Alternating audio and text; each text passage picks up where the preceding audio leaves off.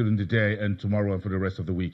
But let's touch base with the debt market. Jolomi Odonghanro, who is an associate and team lead for fixed income at Afrinvest, is live here in our headquarters studios. Good morning, Jolomi. Good morning, Boason. Investment is key, isn't it? Yes. We need the money, and the debt market is where to go when you're talking about long-term financing. Yeah, yes, it is. So right now, we've seen there's expected to be more activity, as you might know, with the CBN's with the CBN initiative in that space to allow more high-rated companies access debt. But in the market right now, it's still quite a lot. The major player is still the federal government, because that's where the most of the debt is. Most of the market debt that is issued is federal government debt, to be honest. Yeah. The government is still the big elephant in the room. Yes, it is. So you think the private sector can do more? Yes. Do you think enough space for them? Do you think we have the yield? Do you think we have the interest rate regime? Do you think we have the currency atmosphere for the private sector to take the lead as the government is handing over the baton to them? It's quite difficult at the moment. I'm sure you know the average yield on federal government bonds is around 14.9 right now, and the way a corporate bond will be priced is off the federal government plus a premium, depending on how risky your company is. And at this moment, that's quite significant cost to companies, which is why we don't see so much debt being issued by corporates at the moment.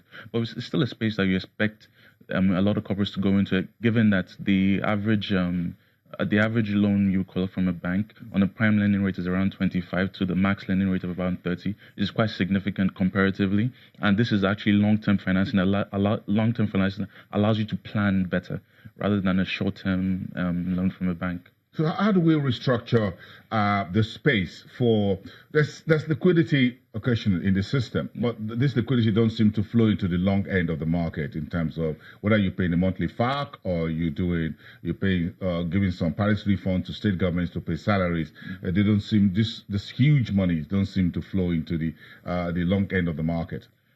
That's because of the attractiveness of the short end of the market. The short end of the market. Then you also look at the expectation for yields going forward. If you look at what we're expecting going towards Q4 and later on towards the election is that we expect yields to rise, and so a prudent manager right now wouldn't invest at the long end of the market, rather waiting for yields to spike to a level where it's way more attractive than it is now. So you still have those pension funds that will still need to invest long-term for asset liability management. So you will see that later on in the year. But for now, the short end of the market is just too. But the PFAs are raking in money by putting money in these securities. But again, these are long-term funds. Why are pension funds not doing so much in terms of infrastructure as everyone would expect them to do? I mean, prior to now, there wasn't that allowance for them in the act to do that. But right now, the act has been changed, allowing more investment into different asset classes, and so you'll see more of that going forward, definitely. Yeah.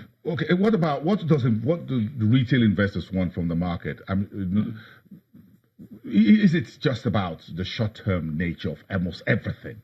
No, retail investors want yield, unfortunately.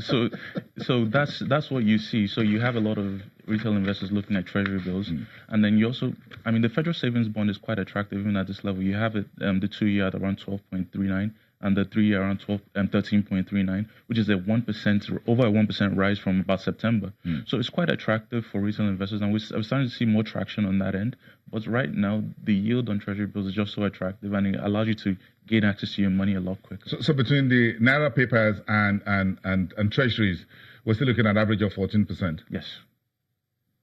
It's quite significant. Okay. So where do we have the macroeconomy, which is the big picture, which is the big elephant in the room, have a lot to play in terms of how we migrate from this short end to the long end? Yeah. So who's going to do that, and how do you think we can fix that? It's right now. It's how you affect short-term rates. So the MPC and how they assess the economy and how they decide to affect the monetary policy rate will have a lot of impact on where short-term rates are and how attractive they are. So right now, are we in a position where we can affect rates downwards? I don't believe so. You have so many internal and external factors that are pressuring the country at the moment. Internally, you have political risk, which is causing significant capital flow reversals. Externally, you have monetary policy normalization from systemically important central banks in the US and the UK, which is reducing the interest rate differential and obviously reducing the amount of inflows into the economy, which has an effect on external balances and our reserve levels and our ability to support the naira at the current level. These all play into inflation numbers and well-being all around. So these are factors that have to be managed very carefully before you can decide to reduce rates. So right now, there's a need to keep the naira expensive to reduce speculative demand for the dollar and keep the level strong, and also manage the level of capital flow reversals. The more attractive the rates in your country, hopefully the less the intensity out of the market. So these are factors that have to be considered, and even going into next year, have to be considered by the Monetary Committee and any economic managers before affecting the yield levels. The federal government anytime soon will turn on the tap of the new minimum wage. Yeah. That's how. Okay, that's about 60-something, about 70% increase, right? Yes. Yes. Do you see some of this money on the market, on Market Street? Or you think it's going to go to the stores, grocery stores, supermarkets? This is for low-income earners, to be honest. It's about affecting the well-being of low-income earners.